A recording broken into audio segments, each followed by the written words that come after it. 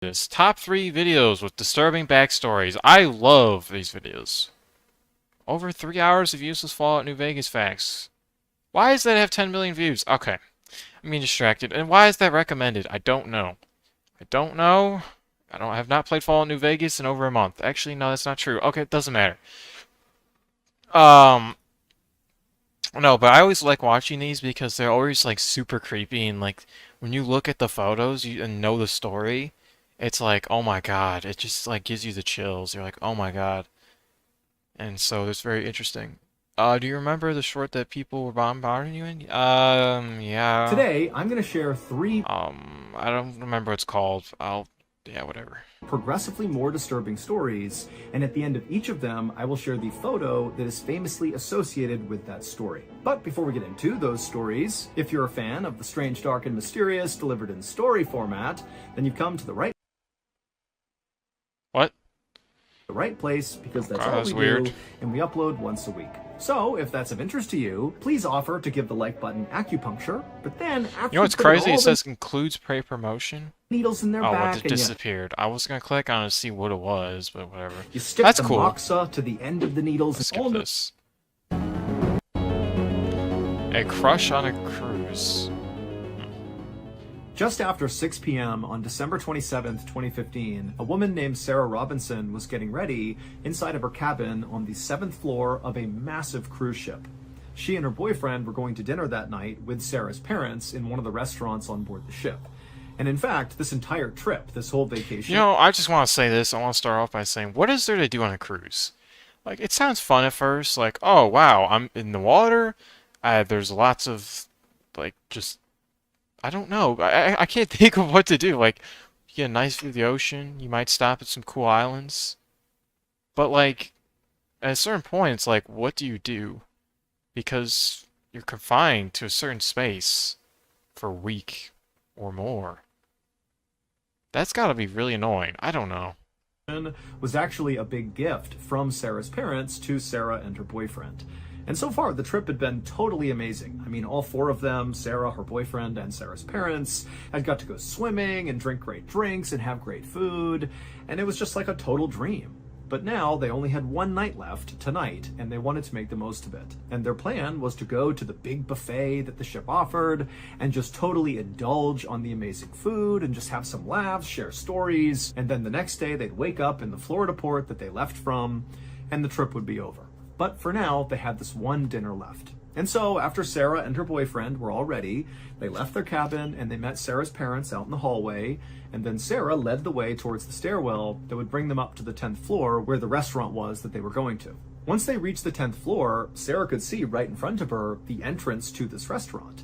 And so she, her boyfriend, and her parents, all behind her, began walking towards the restaurant. And to get there, they would have to walk past this sort of lobby right in front of the restaurant, where there was this elevator bank that would go down to the lobby and all the other floors. And so, Sarah and her family, they walked past these elevators, and as they did, Sarah began to hear what sounded like rain hitting the outside of the ship.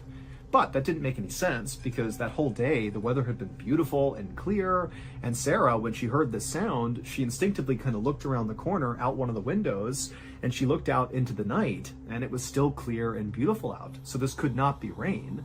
And so Sarah, she turned around and she looked at her boyfriend and her parents with a sort of quizzical... Okay, I know this is a little off topic, but how could you possibly steer a massive cruise ship? Like, think about it. You have to dock it.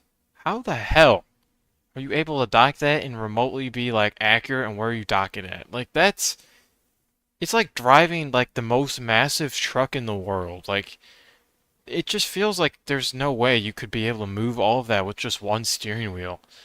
I don't even know how boats work. Like, how do you move a cruise ship with a steering wheel? How does that even make sense? There's no wheels. I don't know. It's a lot of questions I probably won't get answered unless I research. So I'll just save it for another time. look, being like, do you hear this? Like, what is that sound?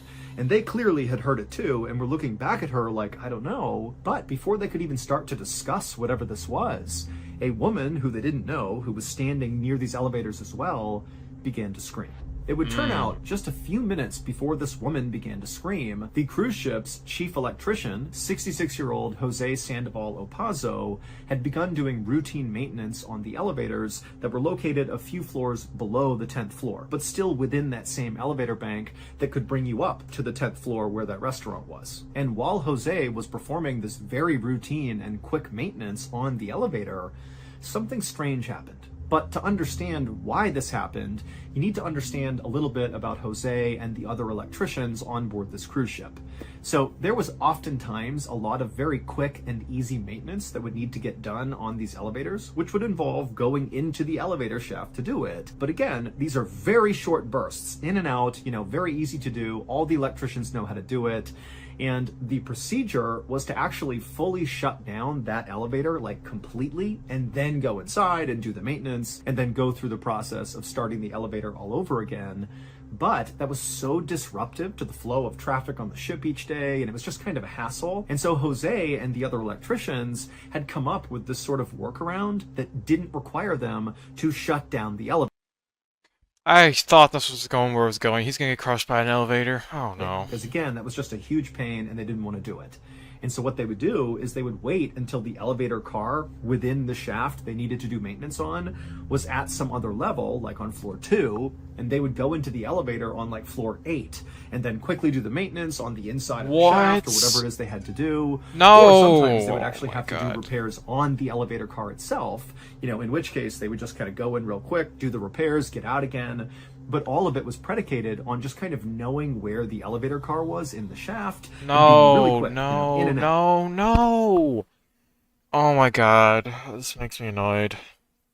I already see where this is going, and I just don't understand why people don't follow safety rules. Like, just because in the past you did something that was more convenient and no one got injured does not instantly mean that you will never get hurt. There's a reason why there was a safety procedure. Like, dude, oh my god. And so Jose and the other electricians had done this many times and there was no issues. But on this day, Jose, he got into the elevator shaft to make these simple repairs. And so he actually was standing inside of the shaft on top of the elevator car that was down 2 levels down from 10. And he began making these repairs. And suddenly the car lurched into action because a guest unknowingly had walked into the elevator car and pressed floor 10.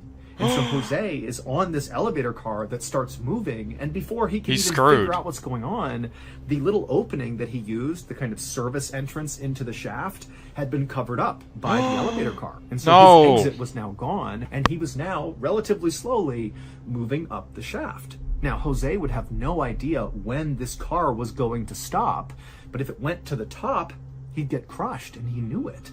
And so in kind of a moment of panic, Jose attempted to step to the side to somehow go between the wall and the elevator. It was like he had nowhere to go and he knew it, and he just took that path. But there was like an inch of space between the wall and the car. And so the second he did that, the car kept going and it sucked him down into that space and just destroyed him. And so by the time this elevator car reached its destination, the 10th floor, and that guest got off the elevator car, by this point, Jose's body had been totally destroyed, and all of his blood was dripping down the elevator shaft, splattering into the walls and hitting the ground, and it sounded like rain hitting the outside of the ship. And so that's what Sarah and her family were hearing. And then the reason that woman started screaming is she was the first one who turned and saw all this blood coming down the front of the elevator doors. Medics would arrive quickly on the scene, but there was nothing they could do. Jose was deceased. Oh my god. Wow. Thank you to BetterHelp for sponsoring today's video. Today, I'm going to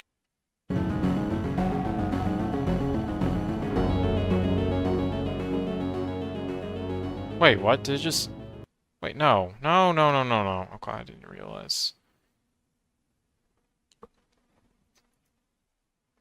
Old college student named 2 p.m. That, by the way, the last story is just disgustingly... Oh, that's disgusting. The fact that...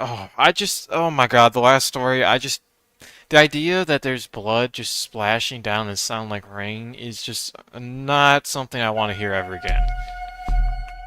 At around 2 p.m. on September 24th, 2017, a 17-year-old college student named Sanjay climbed up onto this boulder that was right off to the side of this hiking trail that he was on. Sanjay was on a day trip with about 20 of his friends from college, and they were in this part of southern India that was really famous for its long, winding trails and all these boulders that kind of sat off to the side of the trails. And then at the end of these trails that are in this part of India is this beautiful ancient Hindu temple that a lot of people will go and take pictures in front of and go inside of. And so that was where Sanjay and his friends were ultimately headed, was this temple. And from the boulder that Sanjay had just climbed up on, he looked up the trail, and from his view now, which was now slightly higher, he could actually see just barely the top of this temple. And so he was really excited about going to see it, and he couldn't believe how close they were. But as he was standing on this boulder, staring at the top of the temple, he also realized that kind of off to the side of the temple, basically right next to it, was this beautiful pool of water with a big wall around it and cement steps leading into it. I mean, it kind of looked like a swimming pool. And so because Sanjay... Why do I feel like that the way he worded that it kind of was like a swimming pool concerns me because I feel like it's something dangerous suddenly. I feel like he's gonna jump in there and die. and his friends had been hiking all day to this point. Why do I feel and that? It was really hot out. Sanjay really liked the idea of going swimming. And so he actually jumped off the boulder and just started running towards the temple and this pool. And he was yelling to his friends as he did, like, hey, I'm going to go swimming. And so he ran, not to the temple, but to this random pool of water that was next to it. And he got to the steps and he immediately took off his shirt and he pulled his phone out of his pocket and he put it on the steps. And then he walked his way into the water and turned around, hoping to see his friends coming after him. And sure enough, all of his friends were smiling and laughing and running after him, ripping their shirts off, putting their phones down and jumping in too. And so pretty soon, this very quiet, peaceful pool next to this temple was packed full of very rowdy and crazy college kids. Now, to be clear, this pool of water was not intended to be a swimming area. It was dug about 300 years earlier for this temple, and many people began to view this pool of water as sacred because they believed it could cure diseases. And so what Sanjay and his friends were doing was totally taboo and not allowed. But so it's taboo. That doesn't.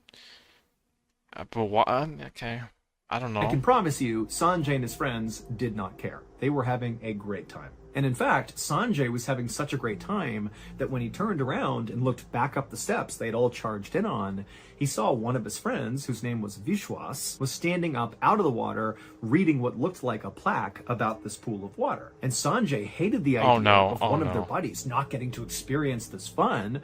And so... What? Okay. That just makes me angry. So Sanjay, a little out of pocket, yelled out to Vishwas, like, hey, stop reading that and get in the water. Let's go. What are you doing? And Vishwas was obviously kind of embarrassed to be called out so publicly in front of the, 19 other kids that were there. They're all looking up at him expectantly now, like, yeah, get in here, man.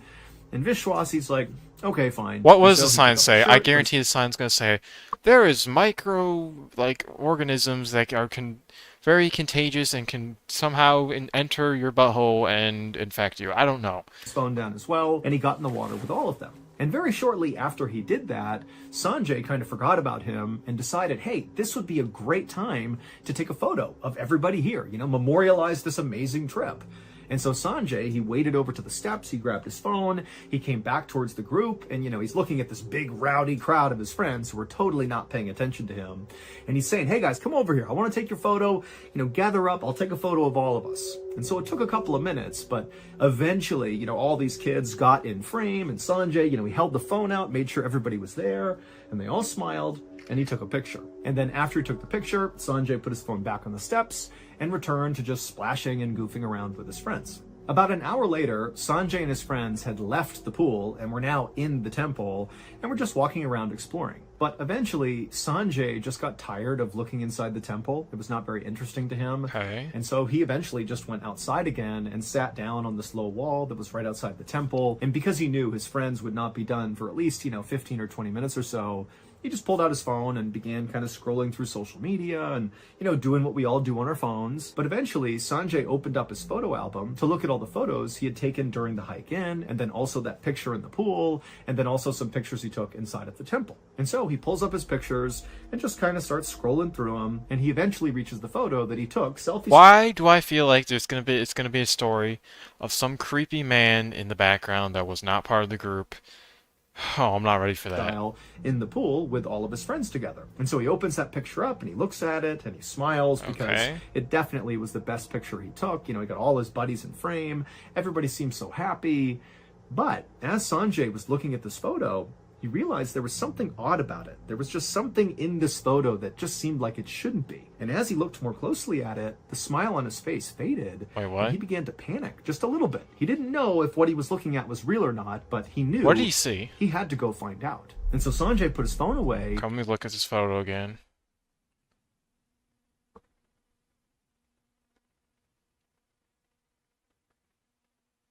I don't. I don't really see anything. What did he see that I'm not seeing? I don't know. There was just something in this photo that just seemed like it shouldn't be. And as he looked more closely at it, the smile on his face faded, and he began to panic just a little bit. He didn't know if what he was looking at was real or not, but he knew he had to go find out. And so Sanjay put his phone away and he looked up and began looking around outside the temple at all the other people who had left, and many of them included his friends. And they were walking around, talking in groups or whatever. And Sanjay, he began looking at all of his friends and he would stare at their faces. He was looking for something, but he didn't see what he was looking for. And so after scanning the entire outside and not feeling satisfied, Sanjay got up and speed walked back into the temple and began going into each and every room, looking at every single person he encountered. And when he would find one of his friends, he would stare at their face. And when he didn't find what he was looking for, he just What? kept on going to every single room until finally he reached the last room of the temple and he found the last of his friends and he looked at their faces and still he did not see what he was looking What? for. And so now Sanjay is truly panicked. He's actually horrified at this point. He runs back outside and he finds their college professor who had come along to sort of chaperone the trip. And he ran up to this professor and he pulled out his phone. He opened up that photo of them in the pool and he showed the professor what he had found. And Sanjay pointed out the strange thing about this photo. And so What? the professor, he began looking at the photo too, and right away he also could see this very strange thing that seemed very out of place. And so the professor asked Sanjay a few follow-up questions, about like what Sanjay had done since discovering this. And after Sanjay said, I've been all over the temple, I still can't figure it out. And so the professor knew the police would have to get Wait, involved. what? And I looked at the photo. What did he? Okay, I don't know what he saw. I'm so confused. so the professor got in touch with police, and so the police came out to the temple not long after that. And the students, so Sanjay and all of his friends, had been instructed to stay right by the temple. Do not go down to the pool, stay up here, let the police handle it. And so when the police came in, they came running by the group, and Sanjay and his friends were just kind of watching anxiously, waiting to see what happens. And then as the officers went down to the pool, from where Sanjay and his friends were standing, they actually did not have a clear view. The temple itself blocked their view, so they could not see the pool, but they could hear what the officers were doing. And at first, as Sanjay and his friends are standing there really nervously, they don't hear anything down at the pool. But then they hear one of the officers shout something out, like he's found something. And then Sanjay and his friends heard all this splashing as clearly officers were jumping into the pool. And it was at this moment, when Sanjay heard that splashing, that he knew the thing he saw in this photo, it had to be real. As horrible as that was, it had to be real. The reason why Sanjay's friend Vishwas was not in the water with everybody else, why he was up reading that plaque about the history of this pool, Oh no. was because Vishwas did not know how to swim, but he didn't tell anyone. Nobody knew this. And so he was probably kind of embarrassed about it. And so maybe he was reading the plaque as sort of a way to, act distracted, like the plaque is the reason he's not swimming. But then when Sanjay, who meant no harm by this, but he yelled out to Vishwas, "Hey, come on, dude, get in here. Come swimming with us." Because he did it so publicly in front of all the other friends, it seems like Vishwas felt very pressured into getting into the water. And that's what he did. Instead of telling anybody that he could not swim, he just kind of shrugged, took off his shirt, pulled his phone out of his pocket, put it on the ground, and waded into the water. And as soon as he did, the entire group just kind of went back to goofing around and splashing and being totally chaotic. And then when Sanjay was like, "Hey, let's take that photo," he really did manage to get all of his friends in frame somehow. Except one of them was Vishwas, and he could only... Oh, I didn't. Oh wow. Oh wow, that's depressing to look at. I don't know. It's like something like that gives me the chills because how? Wait, if you're in selfie mode, you can literally see the camera in front of your face. I don't get how you didn't notice that. Wow. Only see the top of his head. It's because he was drowning in the background of that photo, just nobody knew it. And so obviously an hour later, when Sanjay's looking at this photo, he sees the top of Vishwas's head and he's like, wait a minute, is he goofing around or is he drowning? And then he ran all around the temple looking for Vishwas. He wanted to prove that he was not in the pool still, that he was up here. But then after searching the entire area and not finding Vishwas, he went to his professor, they called the police, and the discovery was made. And unfortunately, by the time police pulled Vishwas out of the water, he was already deceased. I mean, he could have just looked in the water for him. I don't know. I don't know how deep the water was. So sad. That's tragic, because, like, it just proves that, like, you died because no one really cared to pay attention to you. You were just were irrelevant. Like, that's really sad.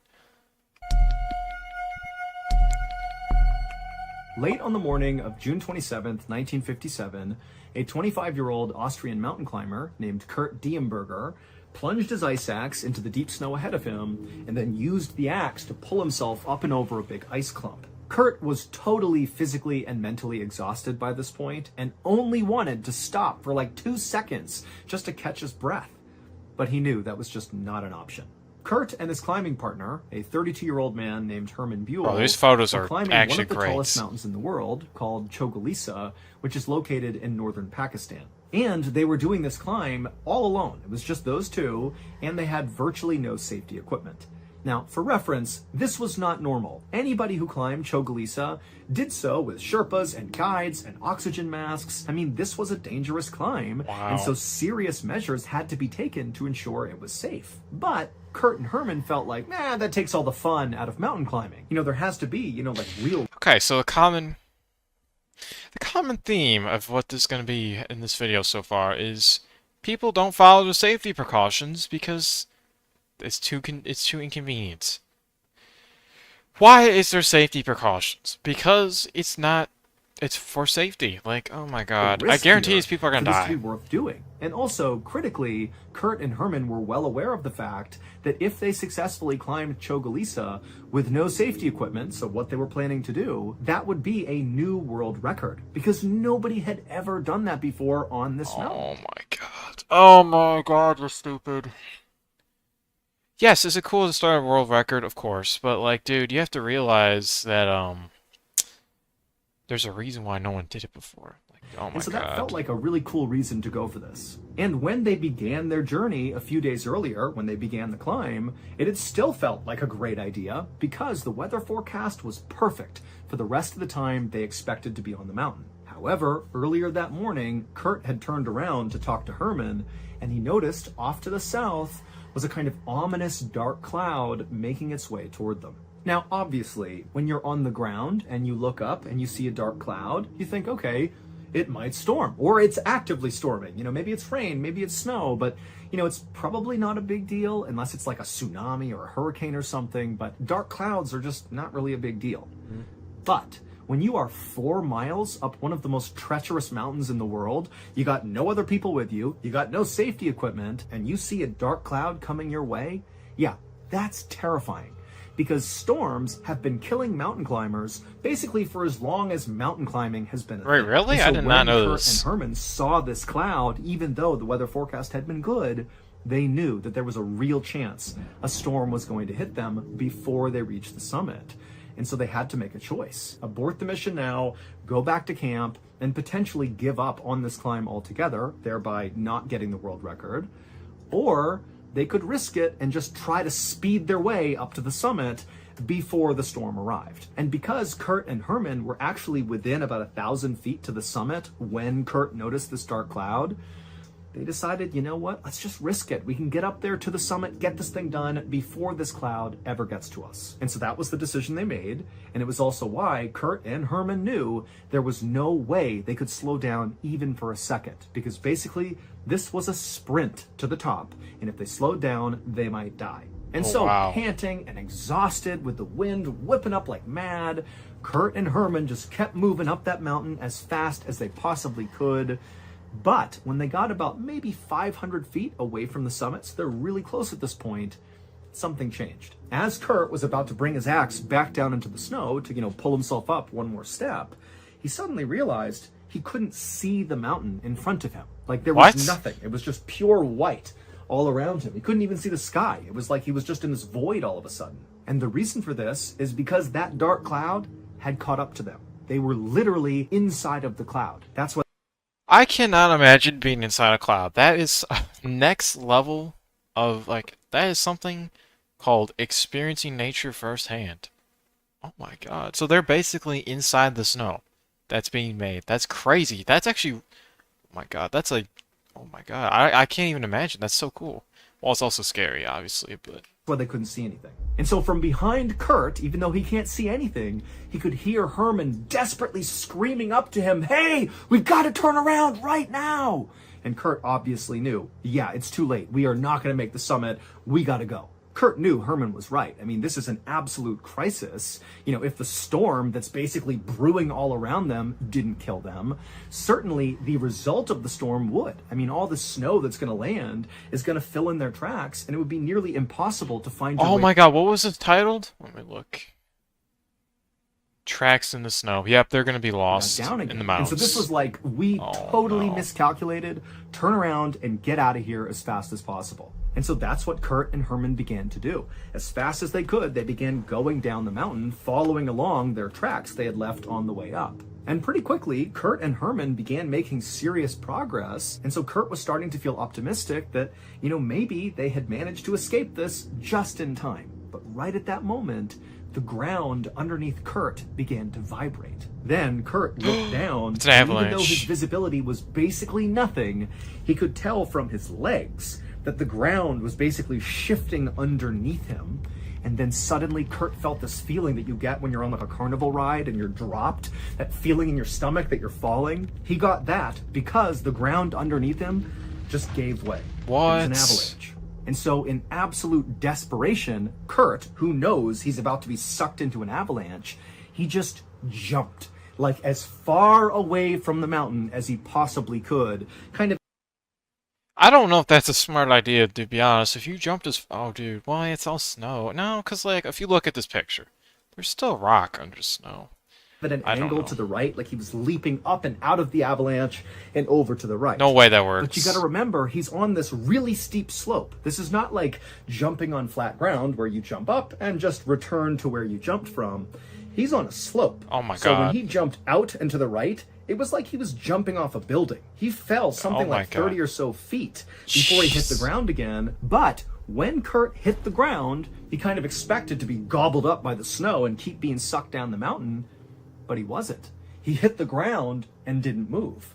And then he kind of sat up and he looked around and he realized he had successfully jumped out No of the avalanche. way. He had No done it. way. He saved himself.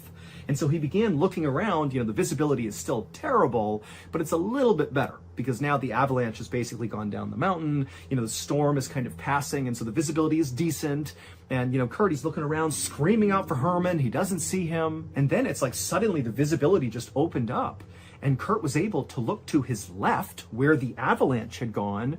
And as he was looking, he saw what looked impossible. Basically, the land where they had been walking down this mountain was gone. It was like the avalanche had removed that part of the mountain. And so Kurt is basically laying in the snow on the edge of a new cliff that basically what? broken away the mountain. And so he's looking into this crevasse where the avalanche went and thinking, I can't believe how lucky I am, but I gotta go find Okay, Herman. that photo... Oh my God, that photo's creepy. I don't like that photo remotely. And so Kurt stands up, and he's pretty battered from this 30-foot fall. please but he's move got off. adrenaline pumping through him, my so he God. feels pretty good. And he scrambles his way 30 feet back up the mountain to this ridgeline where he originally jumped out of the avalanche, hoping when he got up there that he might find some sign of where Herman went to, because they were pretty close together when the avalanche started. But when he got up there was no sign of Herman, and he turned around and looked back down the mountain, and he couldn't see Herman anywhere. But when he turned back around, looking now back up the mountain, so in the direction of where they had originally intended to hike, and then where they had to come back down from when they were in the cloud, he noticed that he could see very easily their tracks, he and Herman's tracks. And so with his eyes, he just kind of tracked these tracks all the way down the mountain to where he was. And as he did this, he noticed something. At first, it was like his brain couldn't compute what he was seeing. But after a moment, he knew. Here is a photo of what Kurt would have seen. However, keep in mind, this was not a photo Kurt took, and it's also from a slightly farther away perspective. But conceptually, I don't know if this I'm ready really to see is this. what Kurt saw that told him what happened to Herman. So in this photo, you can see the mountain and the summits at the top, and there's a trail that goes straight down and then appears to diverge, where there's tracks that go to the left from our perspective, the viewer's perspective. They go to the left around that cliff line, and the other set of footprints that disappear off the cliff. Well, if you haven't figured it out yet, the footprints that go to the left are Kurt's footprints. He just magically jumped and landed on the absolute edge of where this avalanche was going to happen, and Herman is the other set of prints. And so when that avalanche started, there was nowhere for Herman to go, and he was sucked into that avalanche and dragged over 1,000 feet down the mountain. Damn. And his body was never recovered. Wow. Hey everybody, if you haven't heard yet, we announced some really big news recently. We are putting out a book. Oh And my it's god, I amazing. should, by the way, oh my god, I kind of forgot about it. I wanted to get it because this looks like a good book, I'm not gonna lie. Well, I don't know how expensive it is, Called but Mr. Ballen Presents Strange, Dark, and Mysterious, the Graphic Stories. yeah, And graphic it's an stories? That amazing sounds graphic really novel good. we have been working on for over a year. And it's our very first book, so we're all very proud of this. We think it's going to be so amazing. Alright, So in go check that out. Yeah, wow. This is crazy. Oh wow, this first comment, I gotta read this. Okay. I was a lifeguard for years, and I'll tell you that 100% of my rescues were completely silent. For someone who truly doesn't know how to swim, they can't even tread enough to get their mouth above water to yell for help. Drowning is not what it looks like in the movies. Okay. I didn't actually know it was, I guess that makes sense, because like if you don't know how to swim, you're just gonna be under the water. Like there's no like, oh, I'm gonna make it all the way to the top and then oh no, the wave hits me. Oh no, and I'm underwater again. I guess that makes sense, because how would you know to get to the top? Yeah, so that's a crazy video, I'm not gonna lie. This is and he's got a whole what is this part what? Like there's a part 24 and that's from a year ago. This is crazy, bro. This guy has so many videos that are high quality, bro. It's like crazy. Like I need to it's like if you don't know what to listen to, like if you don't know what podcast to listen to or what videos to watch, this is the guy, bro. He has how many videos, by the way? Mr. Ballin has 429 videos. Like, dude, that's gonna keep you occupied for a while. I'm not gonna lie. And most of them are long. Um, RSVP. Wait, he's doing a live stream? On what? I have never seen that in my life. A live stream scheduled for 14 days from now. I didn't even know you could do that. And also, the fact there's 100 level 11 people waiting right now, 14 days before a live stream, is diabolical. Why? Why? Also, I don't know. Whatever.